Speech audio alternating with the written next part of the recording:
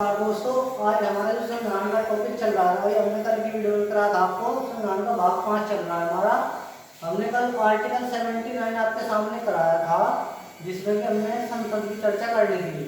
आज हम जो है आपको आर्टिकल 80 और आर्टिकल 81 एक साथ आपको कराने वाले हैं, यानी कि आपको दोनों अनुच्छेद एक साथ हो जाएंगे। यानी कि अनुच्छेद 80 में देख लेते हैं। अनुच्छेद 80 में अभी आपकी राज्यसभा और अनुच्छेद 81 में अभी आपकी लोकसभा। तो साथ साथ में इनके बीच में जो डिफरेंस है, इनके बीच का जो अंतर है वो भी समझते चलेंगे और इनके बारे में जानकारी भी लेते चलेंगे। अब देखो, संविधान का अनुच्छेद 80 कह रहा कि राज्यसभा का मतलब निर्माण होगा इसके अंदर। देखो अब इनके बीच में अंतर देख लेते हैं। राज्यसभा क्या है? अस्थायी सदन है भाई। लोकसभा क्या है? अस्थायी है। इसका मतलब क्या है कि राज्यसभा कभी भी भंग नहीं होती, इसलिए इसे बोलते हैं अस्थायी सदन। और लोकसभा 5 साल पे भंग हो जाती है, 5 साल से पहले राष्ट्रपति के अनुमोदन पे हो सकती है, इसलिए बोलते हैं इसे अस्थायी सदन। उसके बाद राज्यसभा का कार्यकाल 6 वर्ष का होता है। राज्यसभा का सदस्य का कार्यकाल होता है भाई, राज्यसभा के सदस्य का कार्यकाल 6 वर्ष होता है और लोकसभा के सदस्य का कार्यकाल हो जाता है भाई 5 वर्ष। लेकिन अगर कहें कि राज्यसभा का कार्यकाल, राज्यसभा का कोई कार्यकाल नहीं होता, ये अनंत होती है, क्योंकि कभी भी राज्यसभा भंग नहीं होती। आपको इस चीज को ध्यान में रखना है कि जो राज्यसभा है वो अस्थायी सदन है, कभी भंग नहीं होती, इसलिए राज्यसभा कार्यकाल कितना है? अनंत है। अब देखो हमने यहाँ लिखा हुआ भी है कि राज्यसभा कार्यकाल अनंत और लोकसभा कार्यकाल 5 वर्ष। उसके बाद देख लेते हैं राज्यसभा का चुनाव अप्रत्यक्ष है, इनडायरेक्ट है वही।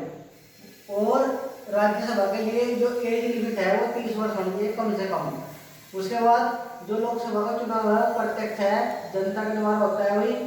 और जो है लोकसभा का चुनाव लड़ने के लिए न्यूनतम आयु 25 साल होनी चाहिए वही। उसके बाद राज्यसभा के वर्तमान में अधिकतम सदस्यों की संख्या 250 और लोकसभा के सदस्यों की अधिकतम संख्या 552। राज्यसभा को द्वितीय सदन कहा जाता है और लोकसभा को प्रथम सदन कहा जाता है भाई।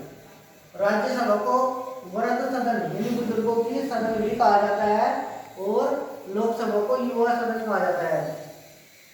यहाँ बुजुर्ग और युवा से एज का मतलब नहीं है, यहाँ बुजुर्ग का मतलब इससे है कि ये जो है हमेशा बनी रहती है, इसलिए बोलते हैं ऐसे वृद्ध सदन।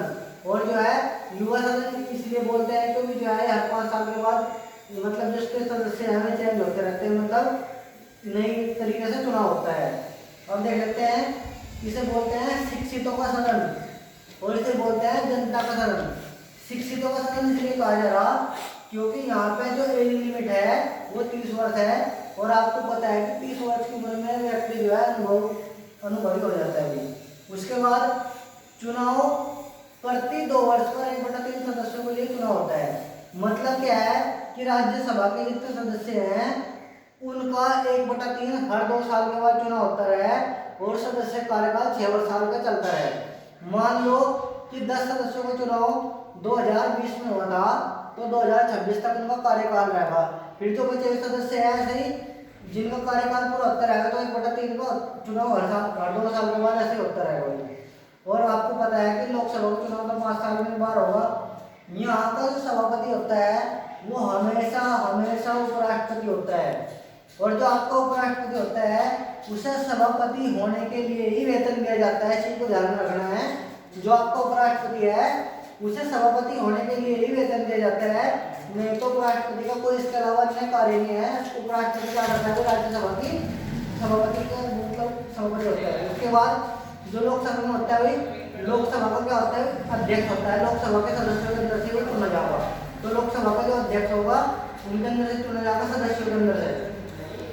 इसको जो है 5 साल के लिए चुना जाएगा। आपको पता है कि उपराष्ट्रपति 5 साल के लिए है, इसलिए 5 साल के बाद राष्ट्रपति का होगा चेंज होगा।